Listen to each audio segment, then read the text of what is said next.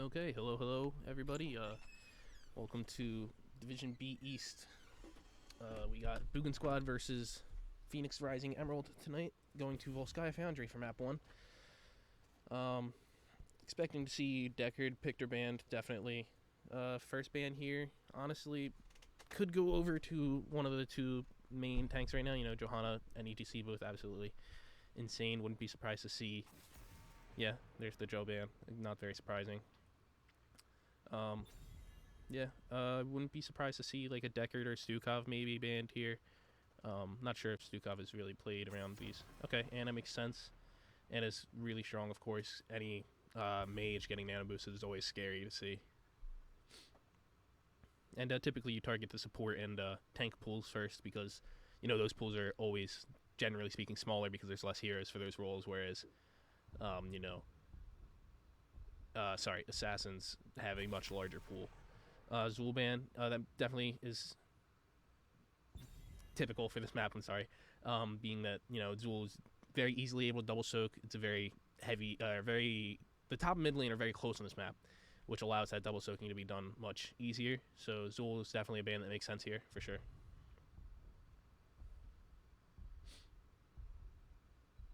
And we will see what the response band is here from Phoenix Rising. And it is going to be the Anduin. Anduin, technically in terms of win rate, not particularly strong, but always that pull is so strong, especially in coordinated play like this. So not too surprised to see Anduin banned out here. I wouldn't be surprised to see ETC locked first, you know, being that he's the other really strong tank that's left up right now. And I believe Boogan Squad likes ETC. They do opt for the Rainer first, interestingly. I suppose the Hyperion is pretty strong on this map. You know, gives you a lot of control on that point when you're fighting over it. But other than that, I'm not sure that he's necessarily first pick material. Maybe it was a strategic to take it away from Phoenix Rising. I'm not too sure on these teams' hero pools. But, yeah, Rainer certainly strong. Again, not 100% sure that's first pick material, but we'll see how it works out for them. Mephisto and Rhaegar coming out here. Seeing a lot of Mephisto lately. I'm not a mage player. I'm a support, but seen a lot of Mephisto lately, and I'm curious if he is really strong right now, or if it's just in coordinated play. Rhaegar, Bloodlust is actually really strong right now, so not too surprised to see that. Garrosh Imperius, certainly pretty strong, especially if Imperius opts for the displacement ult. That allows for some nasty things you can do with the throw into the Imperius or the Imperius into the Garrosh. Either way. But yeah, certainly nothing too out of the ordinary there. Interesting to not see Rhaegar or ETC taken by the second ban phase, rather. I wouldn't be surprised to see ETC banned here by either team. Well, actually, just by Boogan Squad, because, they already have a tank. And we do see Lucio getting banned, interestingly.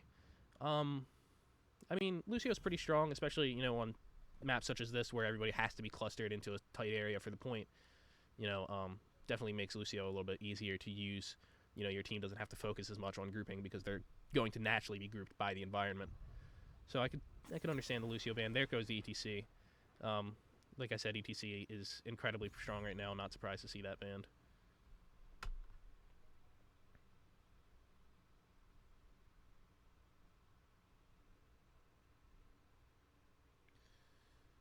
And in terms of picks here, I wouldn't be surprised to see. Well, I think they definitely have to go for a tank. But Greymane and Blaze is going to come out for the main tank. Blaze is certainly strong on this map, especially being able to take combustion on these tight packed areas like I was just talking about. Definitely makes sense. Greymane, gonna shred through the Garrosh pretty quickly, so that's not terribly surprising. Sorry.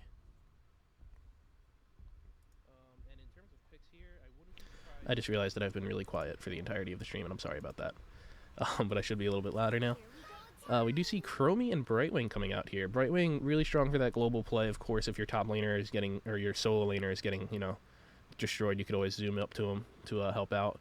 Chromie is a little bit more interesting to me. Not a super typical pick. I am curious to see what they can do with it. Maybe, the Garrosh throw, and then you use the Chromie rather. I don't remember what it's called, but the rewind.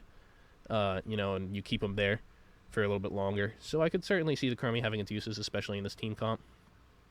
And the offlaner on the side of Phoenix Rising is going to be the Malthael. They have a lot of tank shred on the side of Phoenix Rising, looking to really get through that Garrosh, I suppose.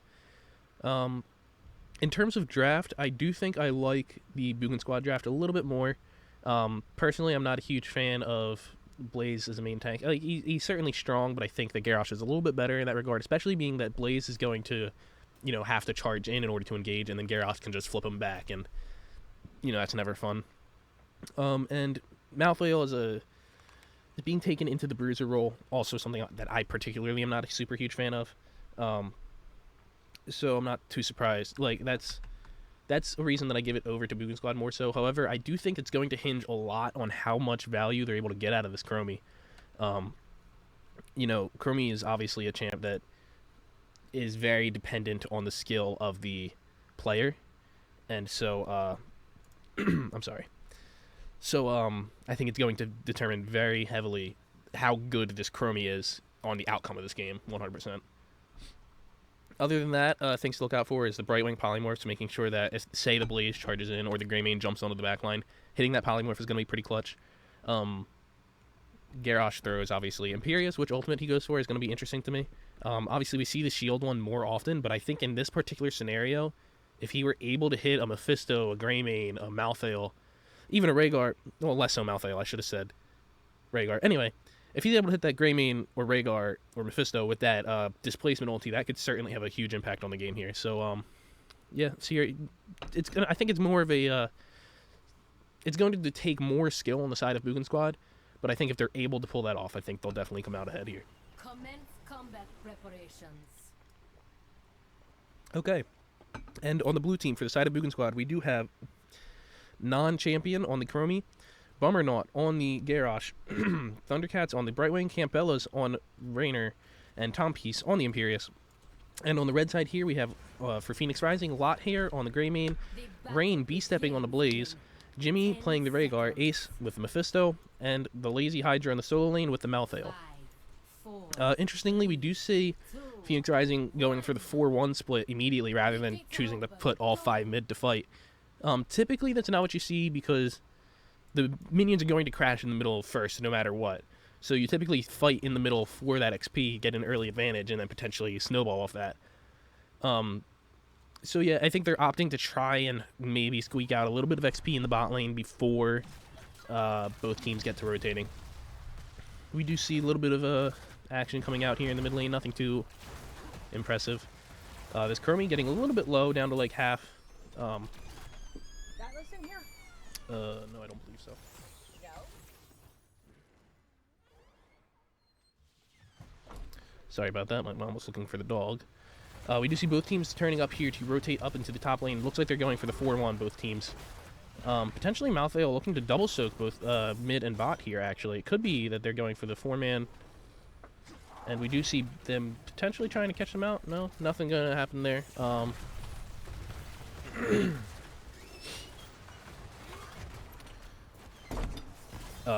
Sorry about that. A little bit of interruptions.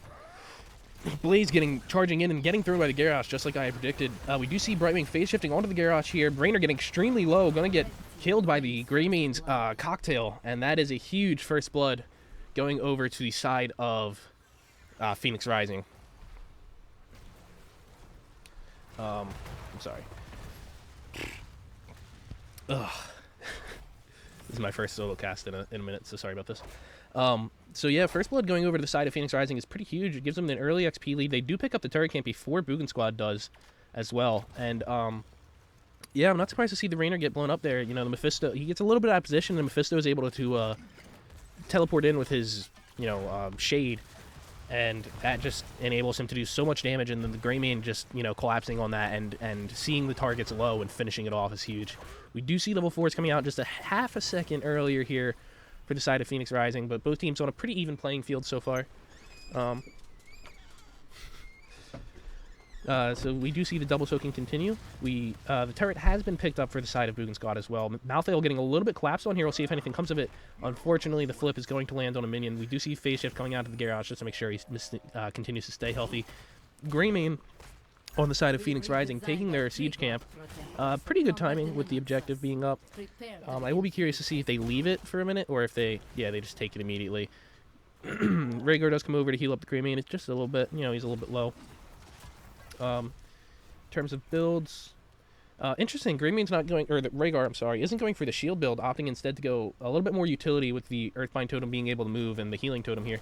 We do see Phoenix Rising going for the support camp rather, with only a level lead, rather than trying to get that level 7 and rush onto the objective. They're going to take the support camp. Garrosh trying to get in there to potentially take the XP, not going to get it, and then Blaze does manage to pick up the support camp, puts it down immediately. Garrosh getting really low here, gets blown up.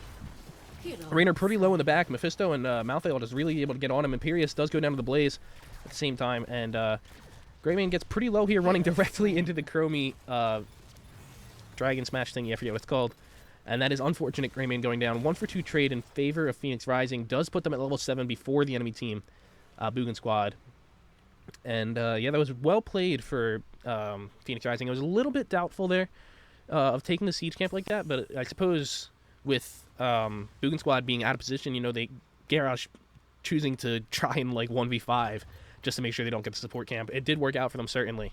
And, you can't question if it works, I suppose. It looks like Phoenix Rising may try and get their turret camp before going into this objective. That would certainly be a smart play. And Imperius going to catch out this Blaze. Malthael getting a little bit deep here. Teleports out, gets flipped back in by the Garrosh. Garrosh getting extremely low here, getting phase shifted on by the Brightwing. We do see Imperius getting pretty low, is able to back out. This is where we start to see the little bit of a weakness in Brightwing, is that you trade so much utility for a lot of sustain healing, and Rhaegar is, on the other side, is able to keep up that sustain really well. So that's why we see members of Boogan Squad getting low pretty frequently. Garrosh going really low here, flipping the Greymane. Greymane and Blaze both going down. Looks like Raynor might get blown up here, but he is able to get out, just barely. And yeah, that was well played on the side of Boogan Squad. Going to invade the turret camp of Phoenix Rising now, definitely smart. Yeah, well played by them. Flipping that Greymane flipping the Malthael and forcing them to try to play to save him rather than playing their own game was extraordinarily powerful there. We do see the temporal loop coming out from Chromie here. That is what I expected. I didn't expect to see the slowing sands. We do see Boogan Squad picking up their own turret camp as well here in the downtime. But yeah, I didn't expect to see the slowing sands. Temporal loop certainly very strong ultimate, especially when you have the Garrosh, flipping that target into the back line, forcing them to use their escape to get out, but then getting thrown back by the temporal loop is a very strong ability there. We do see the objective going over to the side of Phoenix Rising for now. Looks like Boogan Squad is going to contest it. The Earthbound Totem does come down. Garrosh popping the Unstoppable, flipping the Blaze. Blaze going Unstoppable, attempting to get out. And Garrosh getting extremely low here. Brightwing trying to phase shift, doesn't necessarily make it. Raynor getting really low, goes down. Imperius looking to just escape, ends up going back in, I think trying to do, something before he dies here. Does end up taking out the Blaze. But that is a 3-for-1 trade on the side of Phoenix Rising. Very well played by them. Yeah, I think flipping the Blaze, the problem that you're going to run into there is especially if the Blaze doesn't use his charge to go in and then you flip him, you're going to run into a problem where Blaze, he's a tank. So when you're flipping the tank into your backline, you're essentially saying, hey guys, here's this big meaty present. I hope you can kill him before, he stuns you and his assassins get on you and you die. So certainly a very dangerous position to take there. We do see support camp getting over to Phoenix Rising as well as level 10s coming out for their entire team, as opposed to just the Chromie on the side of Boogan Squad. They do have the Protector as well, going for this top well to give them an advantage on the next objective. Definitely the correct play that you typically see on this map. We do see level 10s coming out for both team here. On the side of Phoenix Rising, we do have the last rights on the Malthael, Curse Bullet for the Greymane, Bunker coming out from the Blaze, and Rhaegar with the Ancestral Spirit, Endurance of Hate from the Mephisto, I'm sorry. On the side of Boogan Squad, on the other hand, we have Warlord's Challenge from the Garrosh, Hyperion on the Raynor, Emerald Wind from the Brightwing, interestingly, I will touch on that, Temporal Loop from Chromie, and Imperius taking the Angelic Armaments, I believe it's called. A pause coming out here, looks like somebody is lagging on the side of Phoenix Rising. Take this break to get a drink of water. So yeah, I said interestingly on the Emerald Wind coming out from the Brightwing. The reason that I find that interesting is with the passive bonus healing coming out like being taken away from the Brightwing on the last rework from Emerald Wind, it's been a lot less valued. I suppose it's certainly useful against a Blaze, Greymane, Rhaegar, this very divey team. To Emerald Wind them out is certainly strong. I'm not sure that you necessarily want to trade it for the value of the heal from Blink Heal, and as well as that giving an escape to Brightwing as well. Being that all her abilities are relatively low range, sometimes you might find yourself getting caught out a little bit, trying to go for that Polymorph, trying to go for that Fairy Dust.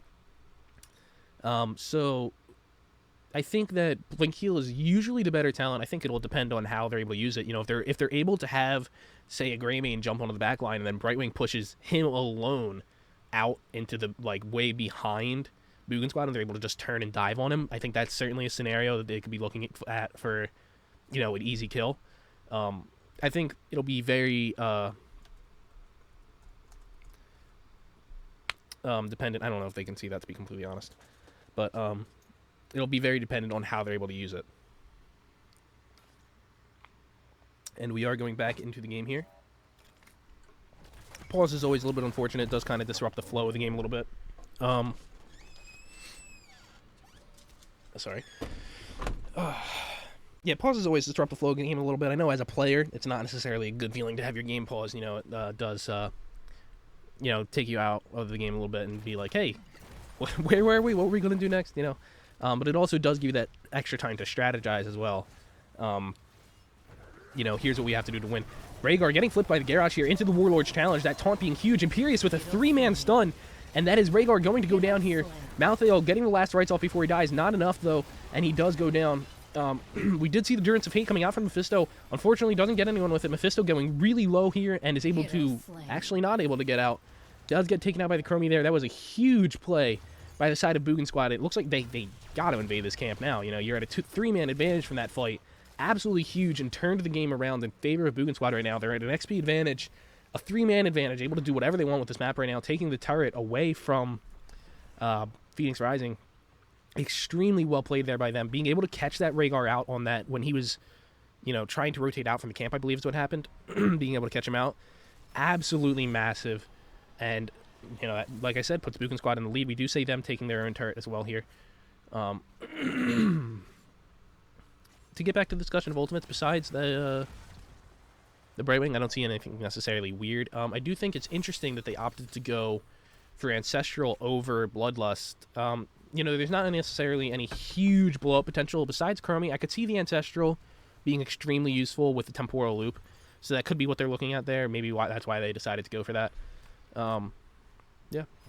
We do see level 13s coming out from both teams, roughly the same time here. Phoenix Rising trying to make a little bit of that XP gap back by pushing this wave into the tower here. Malthael rotating down to the bottom lane where there is currently no one on the side of Boogan Squad. Going to try and get a little bit more XP, try and keep them in the game that way. Both teams looking really even right now, both teams at 6 structures, both teams at, 7 to 6 in kills, so, really very close there. We do see a little bit of a standoff here in the mid lane. Both globes going over to Boogan Squad. We do see them kind of camping in this bush a little bit. Garrosh getting a little bit aggressive, trying to see if he can get someone for the throw. Rhaegar going to put down the Earthbound Totem, try to keep Garrosh slowed. Unfortunately, it's not enough. Rhaegar does get flipped and taunted. And that is where the pause comes out. Interestingly, I can't tell for sure. Yeah, it does look like the Temporal Loop was used on the Rhaegar as well there. So I don't see many ways for him to get out. I believe the pause is again for the lag on the Rhaegar. Actually, that is quite unfortunate. Yeah, that really does suck that he's lagging that hard that he ended up getting flipped there. Unfortunate occurrence, but that's how the game goes sometimes. We do see Malthael with the Durance of Hate frozen mid animation here. That is going to be huge. It's going to root all members of Boogan Squad, I believe, unless his Brightwing and Chromie are able to escape. But these 3, the 2 Bruisers and the Rainer, are almost definitely rooted here. And it'll be interesting to see if they're able to capitalize on that. Blaze being so far back here, I'm not sure that they're going to be able to get anything with that. Malthael and Greymane and Mephisto are all right there ready to capitalize on this Durance of Hate. But without that extra CC and zoning from the Blaze, I'm not 100% sure that they're going to be able to get any kills necessarily, except this Raynor being a little bit out of position. He should be kind of further back here at the Brightwing and Chromie, rather than, being right up there in the business with the tank and the bruiser. So I will be interested to see how this fight turns out.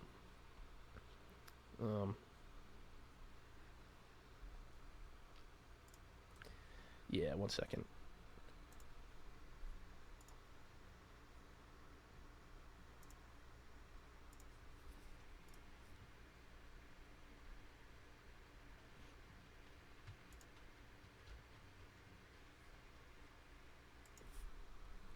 There we go. Sorry, I was looking up the command to get the talent list shown here.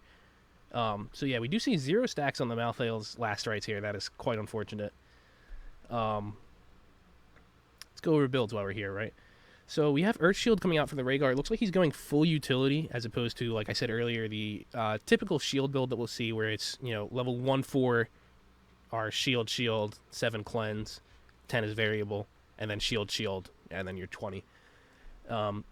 So that is a little bit interesting to me. Chromie opting not to go for the increased slow, I believe it is, or is that the extra damage? I think it's the extra damage on Polymorph early. Instead, going to reduce the cooldown of Arcane Flare. That's not bad because, with that reduced cooldown, you are able to get more Soothing Mists off by hitting heroes in the center consistently. Chromie going for the quest on level 1, trying to increase her number of active echoes. Two hits off of that quest, so, certainly working out for her. I believe she gets her 14 talent, right? So that'll be interesting to see where that goes. Timeout, no surprise there. Very strong talent. That stasis really able to help, especially with something like a Garrosh where he can run up to you and throw you, if you stasis just to get that, allow him more time to get to you. Yeah, other than that, I don't play a lot of these champs, so I can't comment too much on their builds. I haven't seen a ton of them either. Particularly Mephisto, I don't know if Lightning Nova is the typical build or if it's not. Yeah. Into the fray and Indomitable, no surprise by the Garrosh. It looks like we're having trouble getting someone back into the game here. That is quite unfortunate.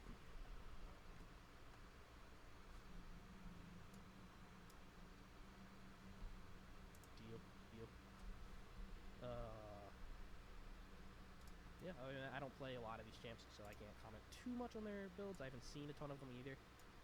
Particularly Mephisto, I don't know if Lightning Nova is the typical build or if it's not. I'm sorry, I just realized I wasn't talking. Sorry, there's only so much to go over with how long this pause is. Bunker for Blaze over Combustion. Interesting. I could see him trying to get the bunker for the Temporal Loop. Could definitely make sense. Alternatively, getting that bunker off when you think Brightwing is going to Emerald Wind could definitely be strong. So there's definitely a place for the bunker. Cursed Bullet from Greymane is pretty typical. How are we all doing tonight? Looks like everyone in the game is doing pretty decent. Yeah. Bunker for Blaze over Combustion. Interesting. I could see. If they don't reconnect, does he have to play with a bot? I believe so. I'm not 100% on that. I believe they can either choose to forfeit the map, obviously, or they can play with the bot. I believe. I don't think it'll matter. I think they'll opt to play with the bot because it's certainly not a guaranteed loss, but it's certainly not a guaranteed not loss either. So yeah. Let's see. Let's look at some damage real quick. We do have these tank stats. Interesting. I didn't know that this was here. So yeah, hero damage. In terms of hero damage, we do have a lot of damage, both hero and siege, coming out from the Chromie. Interestingly, more siege damage than pretty much her whole team combined. I might be wrong on that, but it's gonna be really close. Yeah, the healing coming out from Brightwing is actually more than the Rhaegar. Probably a lot of oh, it looks like, they're going to have to use the bot here. That is quite unfortunate. That does suck. Especially when it's your healer, it's... If somewhere else were to go AFK, it's not. I mean, it's still not the end of the world, but it is quite unfortunate when it is your healer. Being that the healer is such an integral part of your team in Heroes of the Storm. Especially someone like Rhaegar with so much utility, with the shield, the slow, and the ancestral obviously being such an insane ultimate. That certainly does suck for sure. It looks like we are going back into the game here. We do see the Rhaegar getting really low. The Durance of Fate does come out. Indomitable coming out from the Garrosh. Does end up dying to the Garrosh, and Rhaegar actually ends up getting out, I guess. Oh, Raynor actually getting a little bit of opposition here. Does go down. We do see the Emerald Wind coming out, putting that Malthael, very out of position like I was talking about. Greymane getting extremely low here. Is able to get out. Imperius going a little bit deep onto this Blaze. I guess he thought his team might be with him or something. Doesn't end up getting anything there, though. So, yeah, what I'm guessing happened is that the side of Boogan Squad must have seen their... Boogan Squad must have seen their... the Durance of Hate coming, is what I'm trying to say. And they must have decided to just evacuate and ditch the Rhaegar play. And so Rhaegar was able to live, and I think it was just 2-for-1 trade. The Malthael going down for the Garrosh and the Rhaegar on the side of Boogan Squad. So, yeah, that was not terrible from the side of Phoenix Rising. Well played by them. All in all, we do see Blaze going into the team of Boogan Squad here. We do see Durance of Hate come out as well to follow up on that. Mephisto getting really out of position, and we'll get Ancestral. That was a huge Ancestral by the bot here. Rhaegar making some huge plays. Malthael popping the last rights, not able to kill the Garrosh, gets him really low. Lots of Phoenix Rising getting really low here. Rhaegar getting barely sniped by the Angelic Armaments. Very unfortunate. Yeah, that was pretty well played by the side of Phoenix Rising there. Barely able to take out that Rhaegar. Like I said, that bot made some plays there. We do see one stack on the last rights as well now. Yeah, it looks like we're going to try to get 16s from both teams here. Especially Phoenix Rising, realizing they're down a man and they have to, pretty much just wait, and they can't really contest this right now. They're feeling out the turrets. Look like they're just going to opt to go for their own as opposed to trying to invade here. And, opposite side of the map, we do see in the top lane, Boogan Squad just, punching this tower, soaking some XP, denying some XP as well by forcing the wave into the turret. We do see Phoenix Rising now moving up to take this objective. It's looking like they might try to contest here. If they want to, they really have to get in there right now. Brightwing able to just, keep him out with the Emerald Wind and Garrosh's throw, just really keeping him out of the objective there. Very well played by the members of Boogan Squad, just keeping everyone out of the objective there. We do see 16s coming out for both teams here. This fort almost definitely going down. Imperius getting the fatty stun onto two members of Phoenix Rising. This giant is in the way a little bit. But yeah, we did see a huge stun coming out from Imperius. Not able to collapse on that. It looks like, maybe because either Garrosh was in the Protector or, the Chromie doing all the damage while the team was in the Protector as well. They weren't able to, fully get what they wanted there, I don't believe. Mephisto trying to get as much damage onto this Protector as he can here with only about 1,100 health left on it. They have to be careful with how much damage they're taking. Just trying to get a little bit more value while they can in the bot lane here. Just get everything they can. 400 health left on this Protector. Next objective being the bot lane, which is why they're pushing this. We do see the Silence talent coming out from Brightwing on 16, was it? Yeah, it was on 16. Interesting. Yeah, Malthael was soaking the top lane here. I accidentally seem to have locked to one team's perspective here. If anyone knows how to undo that, please let me know, because I don't even know how I did this, to be completely honest. I'm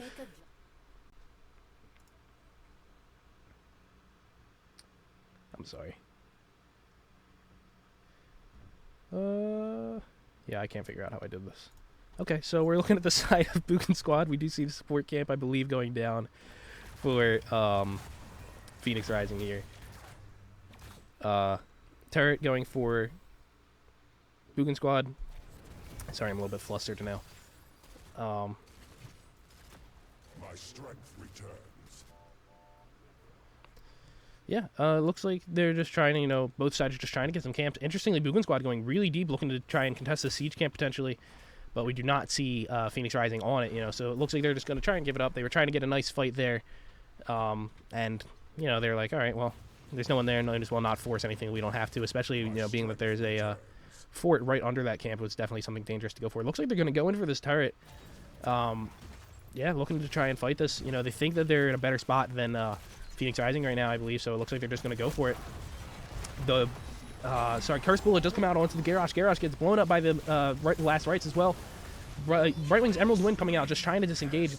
Does go down. Garrosh, Imperious, and Brightwing all dying there, and as well as dropping their turret. So 2 turrets going over onto the side of Phoenix Rising, and that is 3 kills as well going over to them. Definitely turning the game a little bit more in their favor.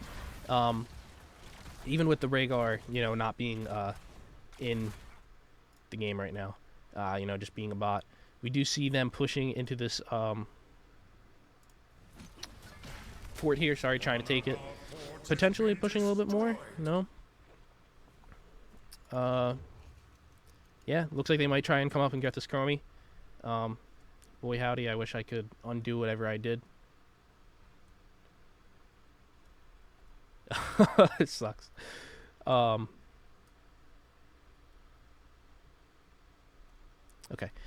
Yeah. We see both teams in the mid lane here. Looks like they're probably Phoenix Rising probably on their turret here, or on their siege camp rather. And we do know they have a 2 turret advantage coming up for this objective as well whenever it does come. Yeah, there's the objective right there. The side of Boogan Squad just trying to get some XP while they can, catch up, being that Phoenix Rising is about to hit 20s here, and Boogan Squad only just now got 19. They need to really quick soak every lane, get as much XP as they can to try to get these 20s for this fight. 2 turrets down, maybe something you could surmount, but 2 turrets and 20s, not really something you want to fight against. And yeah, for level 20s, we see no one can stop death from the Malthael. Really strong talent, especially with how long the death timers get at level 20. Hunter's Blunderbuss, for the Greymane, just trying to get more of that damage onto the backline while he's, attacking. Fortified Bunker from the Blaze, allowing for a little bit more damage. Rewind from the Rhaegar, from the bot, I believe. We do see the support camp coming out for Boogan Squad here as well. Rewind from the Rhaegar. Really strong talent. You don't necessarily need the Ancestral going to all your teammates as well. We do see Phoenix Rising trying to push this bottom keep. And then Mimic coming out from the Mephisto. Yeah, Imperious trying to hit a stun here. Does miss. Blaze instead jumping onto the Imperious. Imperious getting real low. Has to drop his turret to ensure that he doesn't lose it. We do see Malthael getting flipped into the backline. Huge kill there for the side of Boogan Squad. They do get rooted by the Durance of Hate here. The Imperious getting really low, ends up dying. Blaze getting really low here as well. Ends up going down. We do see Greymane popping off, taking out this Rainer. Rhaegar dying in return, and Garrosh dying as well. Mephisto does take out the Brightwing, and the Greymane does go down in return. It ends up being a 3-for-4 trade from Phoenix Rising. Very close fight there. Could have honestly gone either way, but it does go in favor of Phoenix Rising. E should be the hotkey. Thank you so much to Mr. Lavaman007. I just saw that. You're a lifesaver. So yeah, the Protector does come out for the side of Phoenix Rising here. And that, if Mephisto, I don't think it'll necessarily be the game. It just puts Boogan Squad into a very bad position. They're likely going to lose both forts here. Could potentially have lost a keep if they had decided to go for it, but it looks like they're going to opt to go for the forts instead. And as well, lose a bunch of XP here. But, once you're post 20, XP doesn't matter as much. Still matters quite a bit because, your level scalings doesn't matter as much. Looks like they will take out the fort and maybe leave the well, depending on how this... Yeah, they're leaving the well at least for now. Oh, no, it does go down to the gunner in the turret. Or in the Protector, I'm sorry. 4 members of each team now being alive. Phoenix Rising opting to defend that top lane while they take the front wall of this mid fort here. Next Protector, of course, being in the mid lane. So, yeah, taking out this mid fort is very valuable. Being able to take the Protector and just immediately run it down mid. Yeah, it looks like they're just, driving the Protector around, roaming to this top lane here to try to get this fort. Yeah, they will have Blaze and the Protector going for this fort here. In the Protector, of course, we have the Mephisto and the Malthael, the last two members that were alive on the side of Phoenix Rising. They will take down this fort. Looks like Boogan Squad might be a little bit aggressive for this Protector, but they're going to let it go, realizing they're a little bit deep without a fort.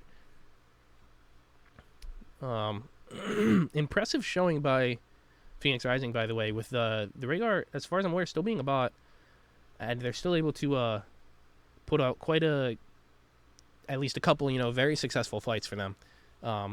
This bot putting in mad work here.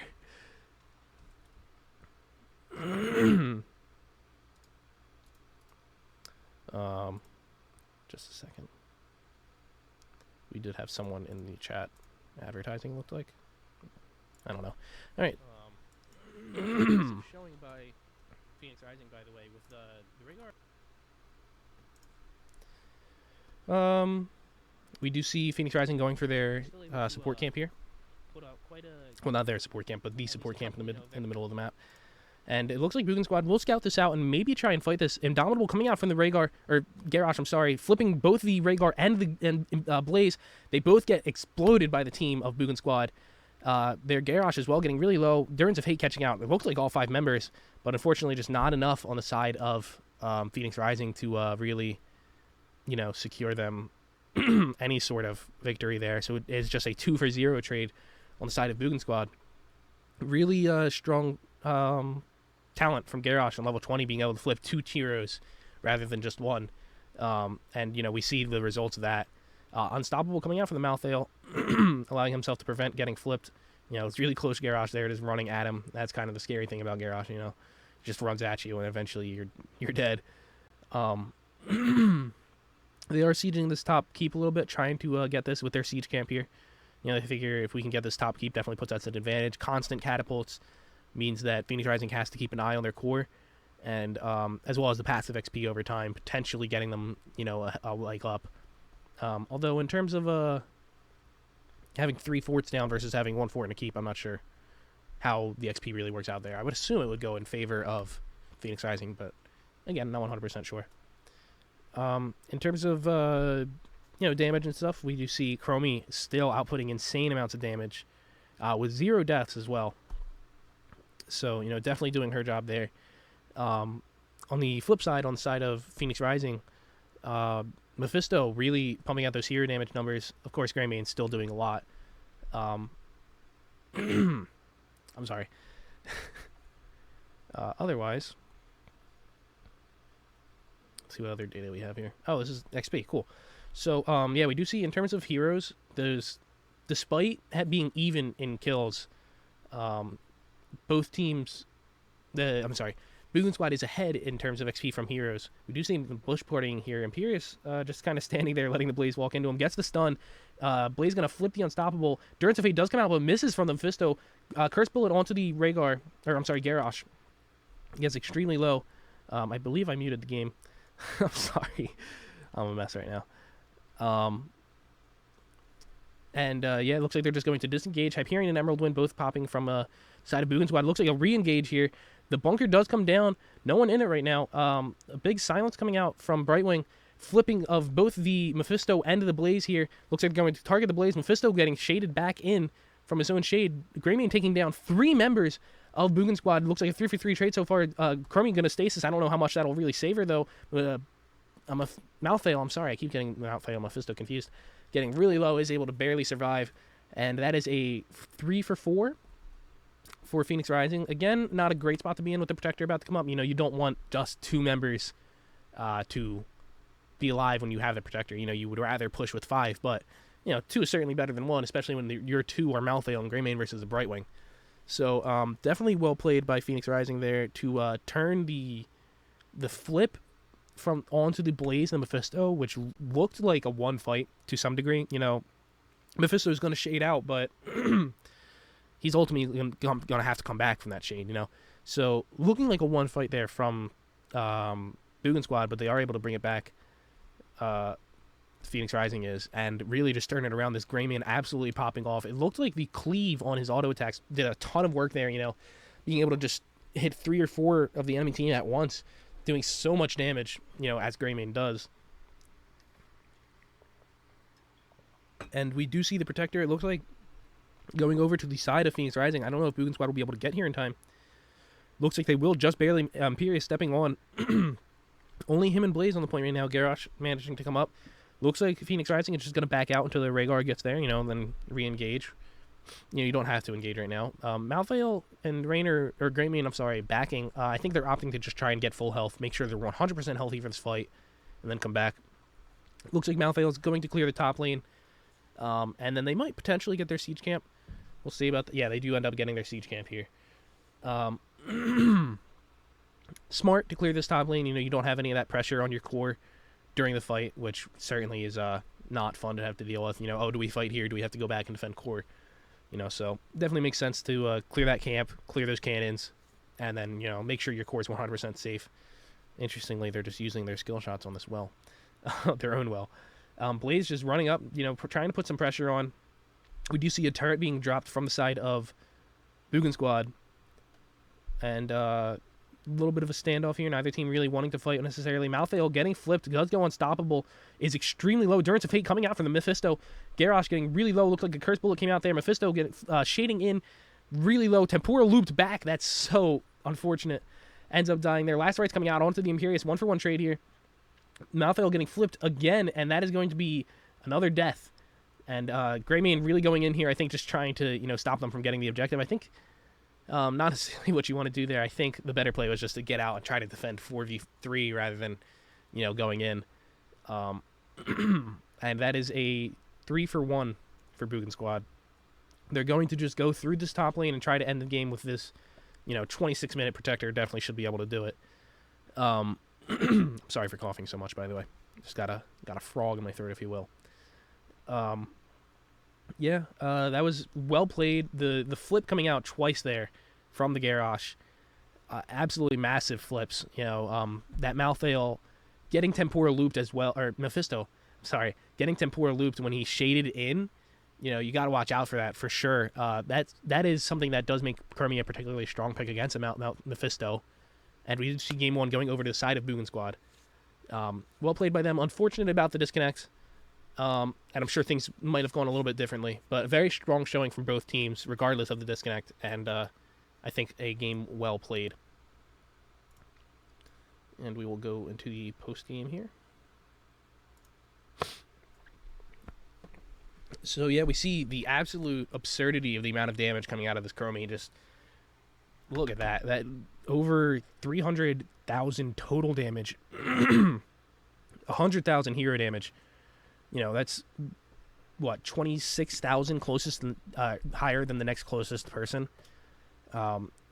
Absolutely insane amounts of damage there coming out from the Chromie. Of course, Raynor no slouch either with the 75, but we do see how powerful this Chromie pick really was. And like I said, the game's going to ride on whoever, or on the skill of the Chromie. If the Chromie is able to pull it out, then they will win.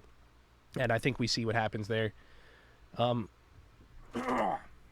terms of build, we do have the Earth Grasp Totem coming out from the Rhaegar, the bot Rhaegar on 16, and the Rewind on 20. I think Rewind or Storm or Shield of the Storm, I believe it's called, where either one was a good pick there. Otherwise, Speedy Dragon from Brightwing is a little bit interesting.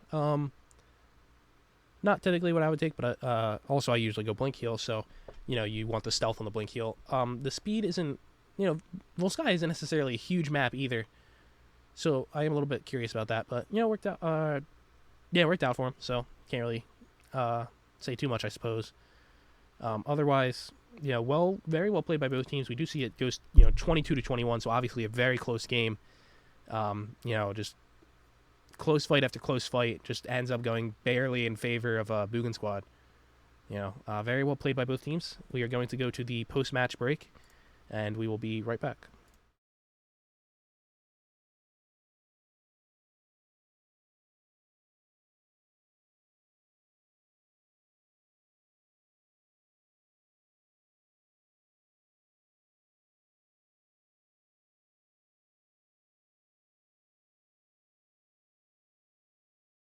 We did get a Jimmy coming back, on the side of Phoenix Rising Emerald. They were trying to contact him, and, things are messy sometimes. So again, sorry about the delay, but we are here going to map 2, Tomb of the Spider Queen, being picked by Phoenix Rising.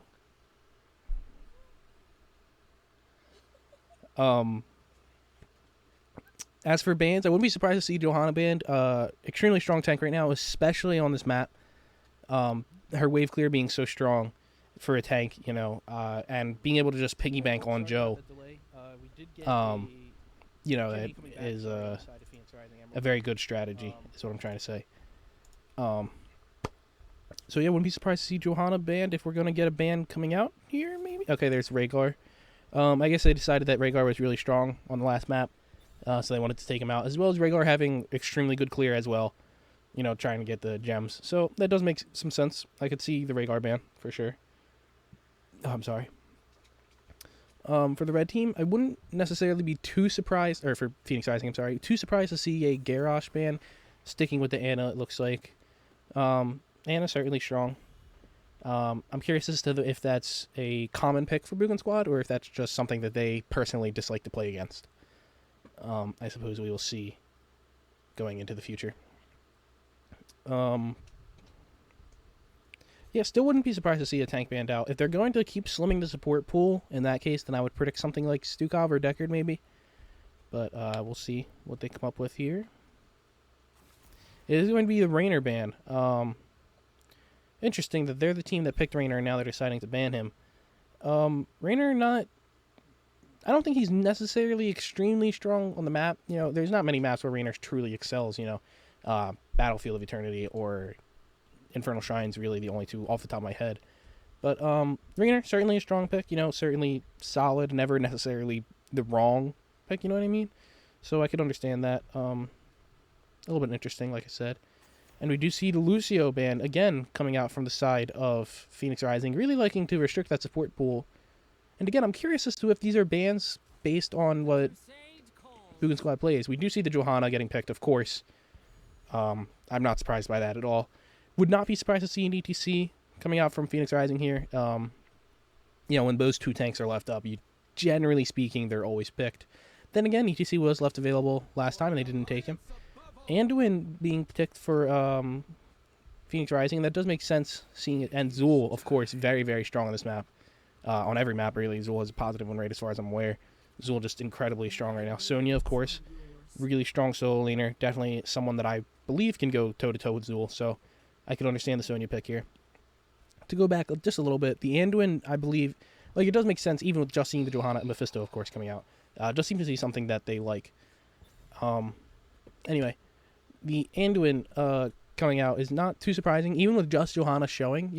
Being able to pull them out from the Condemn is an extremely strong ability.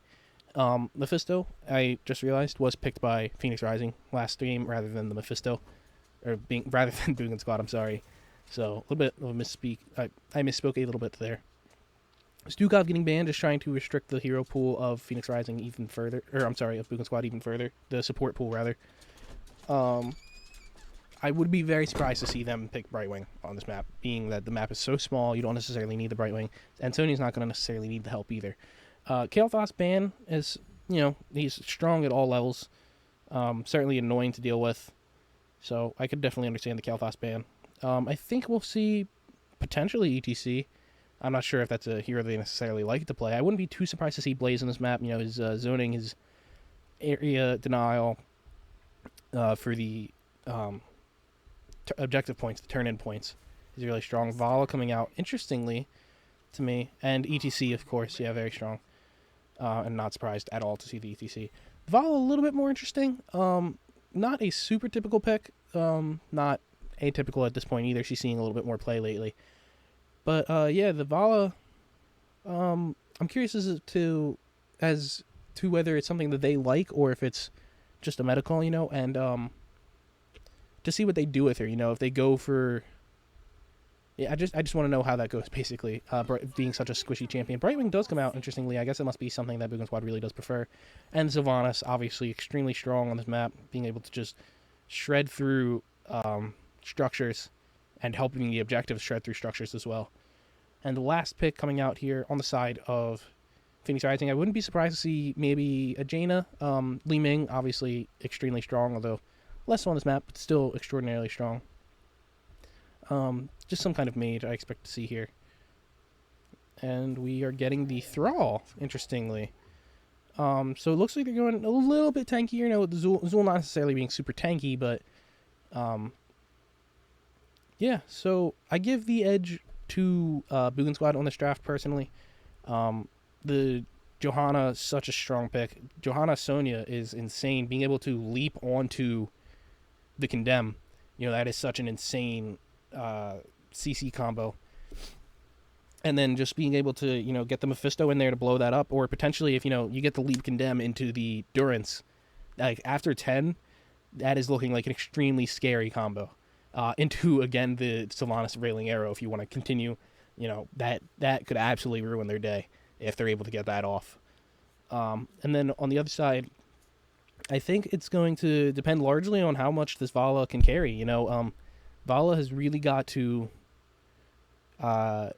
show what she's made of, you know what I mean? Being the primary damage for this team with the Zool and the Thrall, obviously both dealing a significant amount of damage, but not necessarily on the same level that Vala can. I think if the ETC is able to hit some really good mosh pits, we could see this definitely going over to Phoenix Rising, but personally, just as of right now, I see it going more in favor of Boogan Squad. And so on the blue team for Boogan Squad, we do have Camp Bellas on the Mephisto, Bummer not on the Johanna, Non-Champion on Sylvanas, Thundercats on Brightwing, and Tom Peace going to the bot lane on the Sonya. On the right team, red team, on the side of Phoenix Rising, we have Ace on the Zool, Lothair on the Vala, Rain on the ETC, the Lazy Hydra playing the Thrall, and Jimmy, of course, with the Anduin. Yeah, so we do have Sonya going bottom early for Boogan Squad, and it is going to be matched by the Thrall, so it looks like, that XP is likely going to remain the same. They're not going to necessarily get an XP lead there. I do find it a little bit interesting that they're not going to put 4 in the bot lane and then have Zool double soak mid and top, from Phoenix Rising. I think that's, a very strong point of the Zool. We do see ETC trying to power slide in here onto the back line, and unfortunately not getting anything there. And, Boogan Squad a little bit ahead on this double soak. We did see 2 XP glows being dropped on the side of Phoenix Rising here, so that is an advantage that they have. This ETC getting really out of position. They're not going to try and collapse on that, though, seeing his team so close. They're going to figure, all right, we can just let this go for now. Yeah, so we do see a tiny advantage coming out from the side of Boogan Squad early there. Brightwing on a phase shift onto the very low Johanna. Mephisto getting rooted by the Zool and getting power slidden on by the ETC. And ETC just, going to walk away. They don't end up getting anything there. But they do end up forcing the phase shift and the tap out. The well tap out from the Johanna. So definitely worth there. That puts them at an advantage if they go to fight again. Knowing that Joe can't tap and Brightwing doesn't have that phase shift up for another minute. And we do see the Johanna getting stunned there. Does get cleansed out by the Brightwing. So nothing too serious going to come for that. Yeah, level 1s, we do see Thrall going for the Chain Lightning quest, ETC going for that Prog Rock. Vala going for the Hot Pursuit. Zool with the Shackler. That's interesting to me. Typically, I think the play is Backlash, but I could be wrong. I haven't played Zool too much from this rework. So yeah. Sylvanas going for the Unfurling Shadows, which apparently has a max. Never knew that. Yeah, Sonya going for the block. Mephisto Lightning Nova. Hold your ground from the Joe, makes sense. And we do see 4s coming out here from both teams. Again, just a second sooner from Boogan Squad. Yeah. I think, if Boogan Squad are able to keep up that advantage and, keep pressing it, trying to, take these double soak just a little bit before Phoenix Rising is, and able to keep up on that, I definitely think they're going to pull ahead here, more so than they already have. And we do see both teams, turning in a little bit of gems here and there as time goes on. Interestingly different than in my division, Division D. Typically teams will just save up all their gems until they have enough. And I can definitely see how this is more optimal than that because, then you're telegraphing exactly when you're going to turn in. So I think that's definitely a smart play by them. In the solo lane here, we just see, Sonya and Thrall, nothing too special going on. Thrall getting a little bit low on the mana here, but, he does have his well available to him, so I don't think there's going to be anything necessarily serious going on there. We do see the Chain Lightning quest being completed by the Thrall here. I believe that's only the first half of the quest and not the second half, because that would be insane if it was the second half, but I suppose it could be, but I don't think so. Anyways. A little bit of a spat here. Nothing too special. They are going to... Boogan Squad is going to opt to pull off and just get the soak here. It looks like they did rotate up the Sonya because we see Phoenix Rising has enough gems to turn in, and so now does Boogan Squad, I'm sorry. So it looks like they rotated up the Sonya to try to prevent the turn in, make sure that they had the advantage in the fight. We do see Zool getting the root off onto the Mephisto, and then they do back out, realizing the Mephisto was in the tower range. And so they weren't able to really capitalize on that route. Neither team able to turn in just yet. We do see sevens coming out from the side of Boogan Squad a tad before Phoenix Rising. I'm sorry, Phoenix Rising still not having picked their talents though. So if they had opted to fight there, it definitely would have been an advantage to them. But I think smart not to. You don't want to force an engage on, based on a half a second advantage. So well played from Boogan Squad. Phoenix Rising, the Vala, Lothair looking to turn in here, and that will be the first Web Weavers going over to the side of Phoenix Rising Emerald.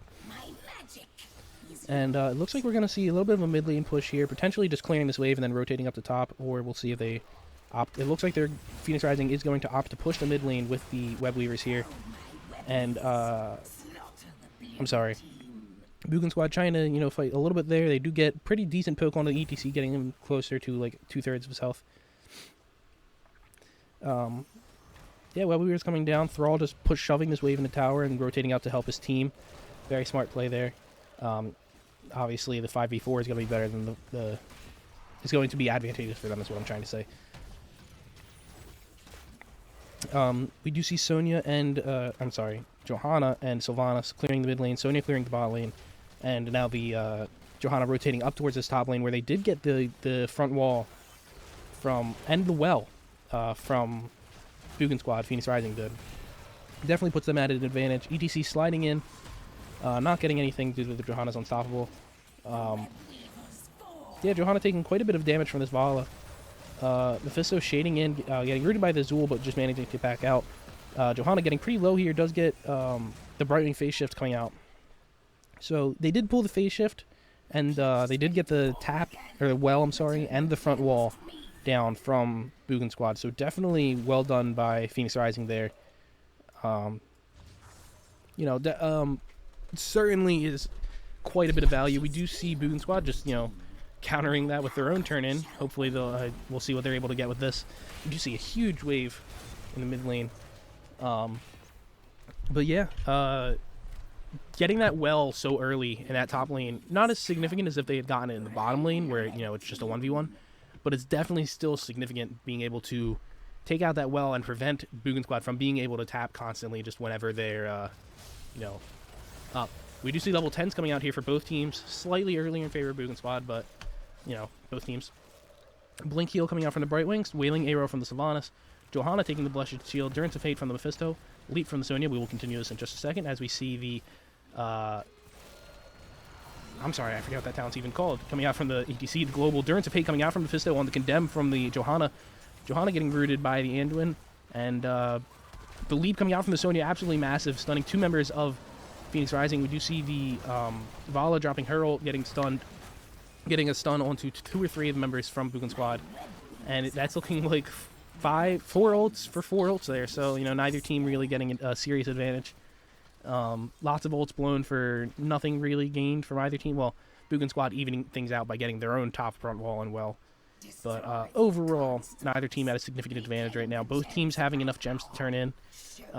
Looks like Phoenix Rising realizes this and is trying to contest, as well as taking their own Bruiser Camp at the same time, trying to put a little bit of pressure on the map to enable them to try to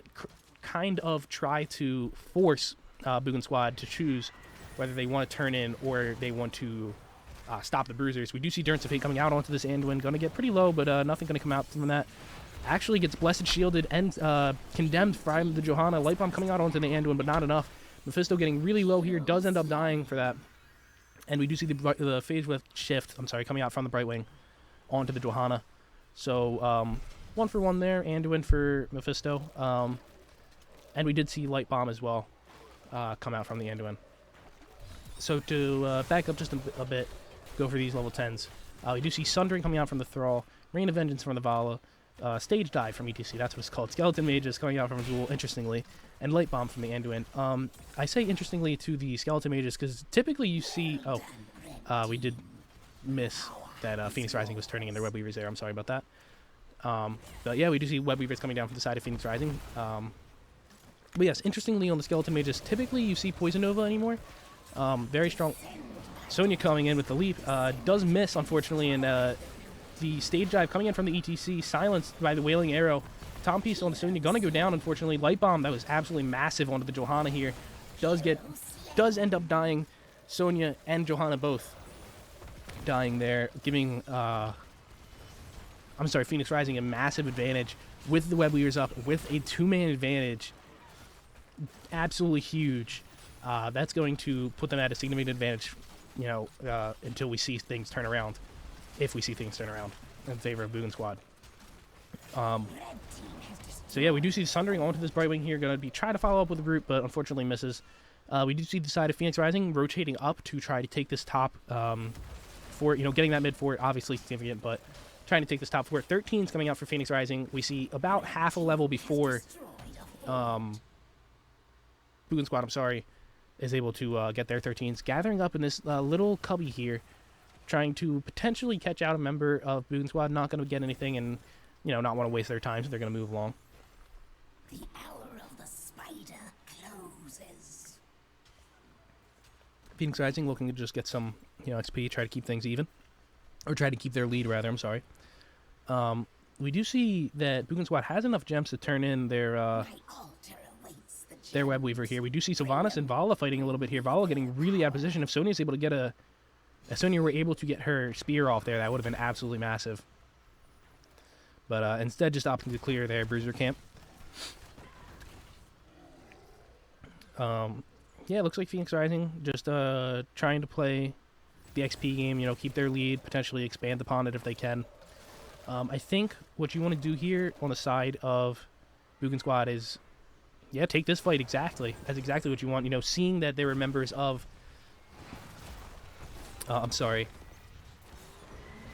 Phoenix Rising out on their own. Durance of Fate does come out and misses. Stage Dive coming out from the ETC. Wailing Arrow hitting 3 members of Phoenix Rising, not enough. Johanna does go down as well as Sonya. That was not what you wanted to see from Boogan Squad. It was an optimal fight. They chased them a little bit too far, and the Stage Dive came out and just ultimately was their undoing. ETC making massive use of the Stage Dive.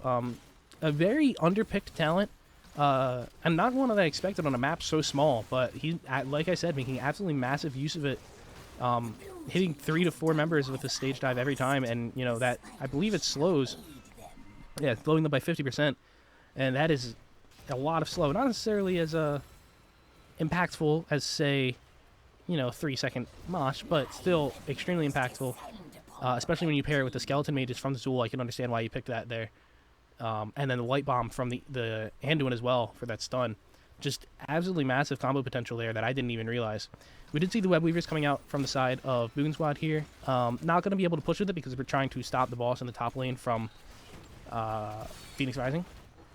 So Phoenix Rising just trying to take out these Web Weavers before they do too much damage to their base, getting a front wall, or half a front wall in the bot lane, getting virtually no value in the mid lane or the top lane. Quite unfortunate, but, part of getting the Web Weavers there is, denying it from the other team. We do see 16s coming out now from Phoenix Rising. Pretty big advantage they're at right now. 2 levels, well, about a level and a half, I'd say, maybe, between the quarters there. Anyway, about a level advantage, but that is a full talent here. So, that is pretty big. If they were to fight here, Phoenix Rising would definitely be at an advantage. We could see ETC potentially go for the Stage Dive here just to delay. Looks like they're going to opt not to do that, and instead going to opt to just turn in their gems, might as well just rather than risking your advantage by fighting, might as well just push your advantage by taking the objective, right? So smart play there, just pushing into web weavers. You do see the top lane is already very pushed in. Looks like they want to push it further. Yeah, try to get it all the way into the keep, potentially taking a keep here if they are able to pull this off without Boogan Squad necessarily responding properly. We do see Boogan Squad clearing the mid lane as well, due to that being so pushed into the keep. ETC in the bot lane right now, and that is perfectly okay because of this stage dive potential. Absolutely massive picking stage dive here, allowing him to be able to clear that bottom lane. Looks like we will see the stage dive coming out here. And the Endurance of Hate does come out onto the Anduin. Anduin getting the shield, and Johanna just overextending and unfortunately going down. It was a pretty big Endurance of Hate, but you know, Anduin was barely able to save himself, and so it didn't really matter. Mephisto getting rooted and does get into the phase shift onto him. He was extremely low there. 80 health, I believe that said. Barely able to pull it out. This keep does go down for Phoenix Rising, or Boogan Squad's keep goes down in favor of Phoenix Rising. And we do see that Boogan Squad doesn't even have 16s yet. Endurance of Fate comes out again. Absolutely ridiculous cooldown on that, I suppose. Anduin gets really low here. I think they're going to try and back out and potentially push another lane or just, you know, reset. So yeah, we saw what happens when you fight without 16s. You know, one team just gets an absolutely massive advantage. You know, despite them being 4v5 for the first, you know, I'd say 3 seconds, 5 seconds of that fight, and despite the Endurance of Hate hitting, you know, Anduin and really exposing him and him having to just, you know, kind of fend for himself for a second there, they still weren't able to capitalize on it, and it's absolutely massive having that talent tier. We do see Sylvanas coming out with the Will of the Forsaken for the Unstoppable and the movement speed. I suppose that definitely will help her to maintain her distance from the stage dive from ETC. You know, if he comes in with that, you can just walk away. Let's check out some other metrics real quick. Some damage. We do see Mephisto leading the way on... Boogan Squad in terms of damage. And on the other side, on Phoenix Rising, we do see Vala with absolutely incredible siege damage numbers. And a decent lead in hero damage compared to the other leading member of the Mephisto here. So yeah, I said it would depend on this Vala, and I think she's largely done her job. You know, ETC becoming a major factor that I hadn't predicted with the stage dive. Absolutely massive, just decimating the side of Boogan Squad with these stage dives hitting, you know, at least 3 members every time, and that slow is just absolutely massive. Looks like they're going to try to go for the Sonya here with the Sundering, and into the Zool route, into the Light Bomb, and Brightwing does come out with the phase shift onto the Sonya. Vala gonna drop the Rain of Vengeance.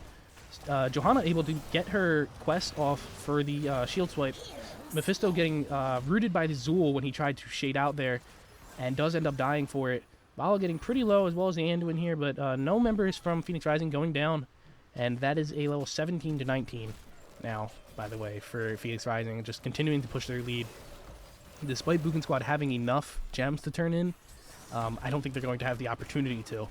With Phoenix Rising having a commanding lead on this game right now, we will see them definitely hit 20 before Boogan Squad unless they pull out a miracle here. And after the 20, I wouldn't be surprised to see a very risky play, such as the boss or something. You know, and from there, they could potentially snowball it. Yeah, and it looks like they will do just that. Just they realize they're about to hit level 20. They can take this boss without real threat from the side of Boogan Squad because, you know, it's such a huge advantage to have that level 20 talent. I'm sorry. We do see the blink coming out from the Thrall Far Flight Quiver, from Vala. Crowd Pleaser from ETC, increasing the stage dive area and decreasing its cooldown for every enemy hero hit. That is absolutely massive. We're talking, you know, a 40-second cooldown potentially, minimum or maximum, if he continues how he has. And Variant's Legacy coming out from the Anduin, and Zool not picking his 20 talent yet. We did see, or we didn't see. I'm sorry, I missed it. But Boogan Squad turning in their web weavers here, and it looks like the side of Phoenix Rising is not going to bother defending the web weavers, instead opting to push with this boss and potentially try and end the game here. I think they're feeling their level 20 talent advantage is big enough that they're going to be able to just push this up and, you know, go with this boss and try to end the game. We do see Brightwing coming out with the phase shift onto the Johanna. Thrall going to come out with the Sunder, does not unfortunately get anyone out of position enough to kill them. ETC coming out with the stage dive, does miss everyone but the Sonya. Does end up stunning both Sonya and Brightwing. Boss absolutely going to town in this core while the teammates are fighting. Mephisto does end up dying there, and that is GG. Game 2 going over to the side of Phoenix Rising without a lever this time, without a bot. Does give them a bit of an advantage. And we go to the game summary here. And my HOTS seems to have frozen. Okay, it's back. Big stretch. Okay, so yeah, in terms of impactfulness, we definitely see the Anduin, his healing basically right there with the Brightwing. Despite Brightwing having that constant healing in an area, Anduin still being able to pump out insane numbers. And yeah, we see the XP from Sylvanas still big, but the amount of utility that stage dive gave was something that I wasn't prepared for. It's a talent that I'm not used to seeing taken typically, and so was not prepared for that utility. Like I said, Are you afraid to move a dead baby bunny? Can you give me like 30 minutes? Are you afraid? No, I'll move it. Really? Yeah. Just give me like 30 It's minutes. under my chair out on the patio. Okay. I know. She brought it home. Okay. That doesn't No, make you really sad? I'll deal with it. I'll leave a trash bag out there. Okay. I don't want to get up in the morning and Atlas go out and move a dead baby bunny under my chair. Yeah, and Atlas Okay. will be scarred. Yeah. So I'm already scarred. Okay. I made it quieter. Sorry about that. My girlfriend's mom came in asking if I was afraid to move a dead baby bunny. I believe the cat brought home a present for us. So yeah. The ETC stage dive was big there. Being able to allow him to, soak the bottom lane XP and then come in with the stage dive and, hit that huge area slow. And then put himself in a position that he was able to, power slide through members of the enemy team and, disable them and give his team such a huge CC advantage, in that regard. Otherwise, I think, Boogan Squad definitely didn't look as on form as they did in the previous game there. I think I'm not really sure where they were faltering, you know what I mean? They're Here's a trash bag. okay. Right? And there's a broom out there. Like, Okay. you just maybe like your hand in it and, Yeah, I can. and then take them out to the trash out front. Yeah. Okay. It's so sad.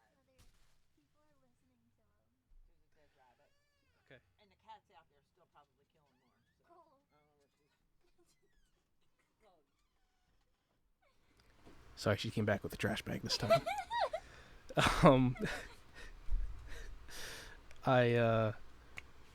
Yes, going to game 3 though. We'll go over the talents and then we'll go to the break. We do see that Phoenix Rising hit level 20, whereas Boogan Squad never did, and that XP discrepancy I think is largely in the 7-kill lead that they had over Boogan Squad. Boogan Squad only picking up 1 kill, over this game.